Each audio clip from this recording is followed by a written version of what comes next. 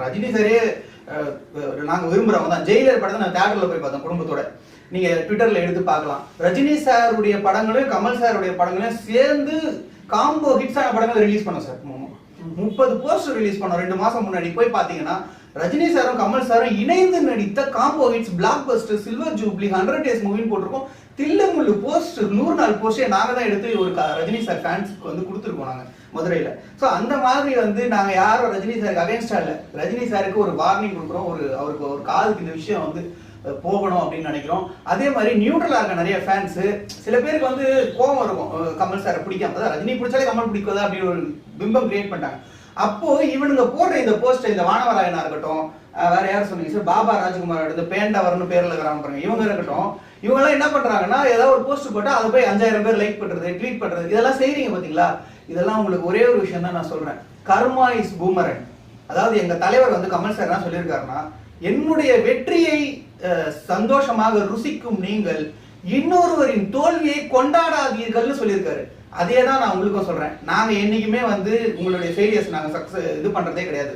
நாங்க சந்தோஷமா தான் அக்செப்ட் பண்ணுவோம். சிவாஜி படத்தெல்லாம் பார்த்துட்டு நல்ல ரிவ்யூ கொடுத்தவங்க நாங்க. கோச்சடையான்னு பார்த்துட்டே நான் நல்ல ரிவ்யூ போட்டிருக்கேன். நான் என்னுடைய ஃபேஸ்புக்ல இன்னும் கூட அந்த போஸ்ட்லாம் இருக்கும். ஸோ அப்படி இருக்கிறவங்க நாங்க. ஆனா நீங்க இப்படி பண்ணும்போது இந்த கர்மா அப்படியே ரிவிட் அடிக்கும் அப்படிங்கறத மட்டும் ஞாபகம் வச்சுக்கோங்க. Rivet you don't know. Big nail put in and நம்பி எல்லாம் எடுக்க முடியாது.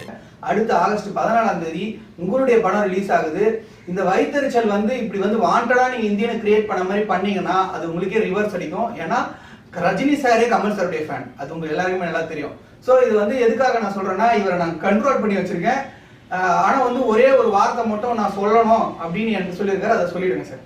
தர்பார் தலைவர் இவர் வந்து அடிக்கடிக்கு நம்ம தலைவர் வந்து தலைவரே பண்றதே முழு நேர வேலையா வச்சுக்கலாம். மொத்தம் 15 பேர் மொத்தம். இந்த 15 பேருமே வந்து முழு நேர வேலையா இருக்காங்க. இந்த மாதிரி நம்மள காணல் பண்றது. ஆமா, இந்த வாசகம்லாம் உங்களுக்கு யார் எழுதி தரா? அதுக்கு 11 பேர் கொண்ட குழு இருக்காங்க. முதல் அவங்கள வெளுக்கணும். நான் சொல்றேன் 15 பேருமே உண்மையிலேயே நீங்க வந்து வின் ஆசைப்பட்டீங்கன்னா என்கிட்ட நேர்ல வாங்க. டைமான ஆம்பளை வந்து நேர்ல வாங்க. சோத்து உப்பு போட்டு சாப்பிடுங்க. உண்மையிலேயே சாப்பாடு சாப்பிடுறீங்கன்னா அரிசி சாப்பிடுங்க, நேர்ல வாங்க.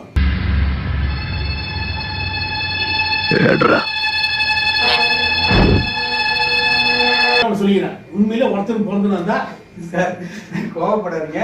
அதாவது அவங்க வந்து தரை இறங்கி பேசுறாங்கன்றதுக்காக நம்மளும் அப்படி பேசக்கூடாது. அதாவது உங்களுக்கு அவ்வளவு தைரியம் இருந்தா நாங்க எப்படி எங்களுடைய முகத்தை காட்டி ஒரு வீடியோ போடுறோமோ அப்படி நீங்க போடுங்க. அதை விட்டுட்டு கமெண்ட்ஸ்ல போய் அசிங்கமா திட்டுறது, அவங்க குடும்பத்தை இழுக்கிறது. போன டைம் வந்து நான் இந்த இந்தியன் படம் 15வது பார்க்கும்போது சோனியாவோட ஐடியா வந்து